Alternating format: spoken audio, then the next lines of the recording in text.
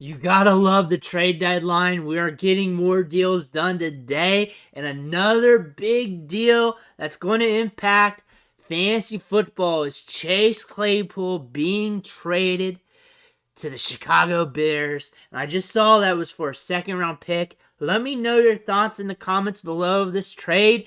Football wise, fantasy wise, whatever you want to state, compensation, whatever you want to talk about. I want to hear about it. But this is very interesting. The first thing I thought about this trade, I did not think about the Bears. I did not think about Chase Claypool. If you've been following the channel, especially through draft season, I immediately went to George Pickens. This is the swan song, the Black Swan event that's letting you know that he's going to get his opportunity. And this is going to leave 50 targets on the table. That's what Claypool's had over the course of the season so far. And we should expect a huge bump of targets for George Pickens. Currently has a 14% target share since week 5. And that's when he's been used more throughout the season. Had a slow start, of course, a rookie transition. But targets are earned, and he has earned more targets. More should go his way. Go to the tape. Go to his stats. You can tell that he's earned a more prominent workload. Deontay Johnson, 24% target share in his last 4 games. Pretty solid. It can't get much higher. I mean, he could bump up to the 30% range. He could see a minimal impact here, a minimal boost. But I look for the biggest impact here going to George Pickens. George Pickens should see a larger role in the offense, more targets downfield, more usage, more work overall. Going to the Bears, this is huge for Justin Fields. That is one thing people have been clamoring about the Bears is the depth at wide receiver, the top end depth, low end depth, any kind of depth at the wide receiver position for the Chicago Bears. And this is only going to help Justin Fields out. He has been doing better these last few games, football standpoint and from a fantasy football standpoint. And now he's getting another weapon for fantasy. It's just going to be a matter of time until we see how this impacts Chase Claypool. We don't know what the volume's going to be looking like in the passing game.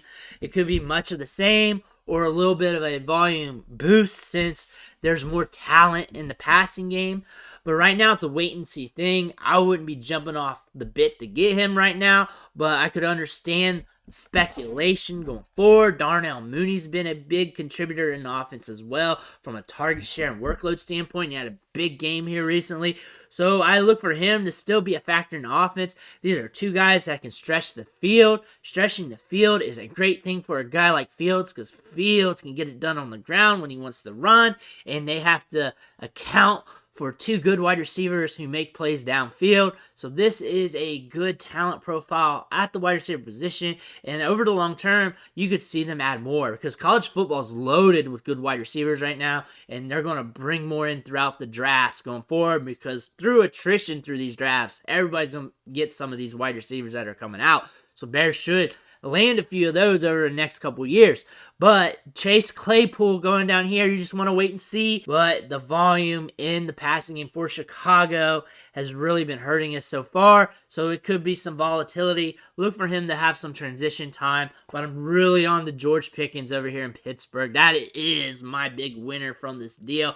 But let me know your comments below. What do you think about this trade? This news just broke out, so I still have time to think about this. I could completely change my mind in a matter of hours, but I really wanted to go over some numbers with you, go over some of my thoughts while everything's still hot and fresh. I want to thank you for watching the show. Make sure you hit that subscribe button on the way out. It's only going to help you going forward in your fantasy league because I'm going to be with you on all the news that drops and helping you with waiver wire content, trade content, rankings, and whatever I can come up with. Usually 3 or 4 videos a day. But I want to thank you again. I'll catch you on the next vid.